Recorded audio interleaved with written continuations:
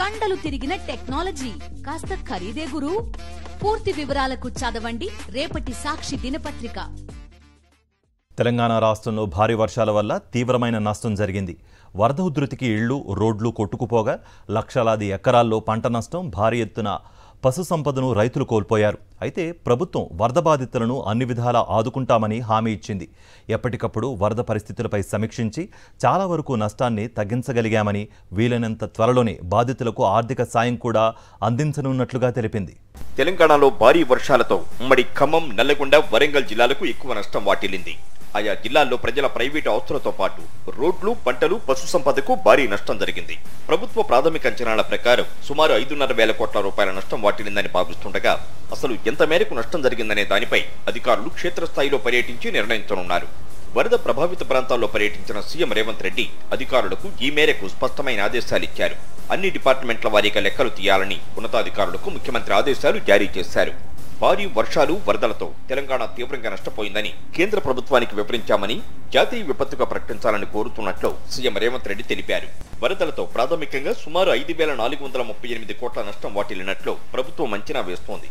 ప్రధానంగా R&B department పరిధిలో 2,362 కోట్ల నష్టం జరగగా విద్యుత్ శాఖలో 175 కోట్లు, పంట నష్టం 415 కోట్లు, నీటిపారుదల, మైనర్ ట్యాంకుల మరమ్మతులకు 629 కోట్లు, పంచాయతీరాజ్ అండ్ గ్రామీణాభివృద్ధి 6 తో సహా 170 కోట్లు, వైద్య ఆరోగ్య శాఖ 12 కోట్లు, పశుసంవర్ధక శాఖ 25 కోట్లు, మున్సిపల్ అడ్మినిస్ట్రేషన్ డిపార్ట్మెంట్ పరిధిలో 1,150 కోట్లు, ఇతర విభాగాల్లో 500 కోట్ల మేర నష్టం జరిగినట్లు గుర్తించింది.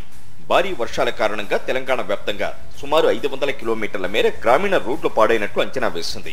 శాశ్వత ప్రాతిపదికన ఆ రోడ్ల పునరుద్ధరణకు 363 కోట్లు ఖర్చవుతుందని అంచనా వేసింది.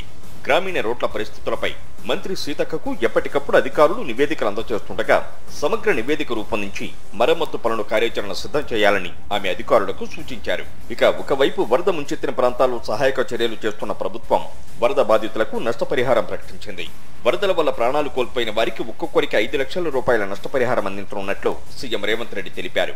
పాడి పశువులకు 50,000, మేకలు, గొర్రెలు కోల్పోయిన వారికి 5,000 చొప్పున సాయం అందించాలని అధికారులకు సీఎం రేవంత్ ఆదేశించారు.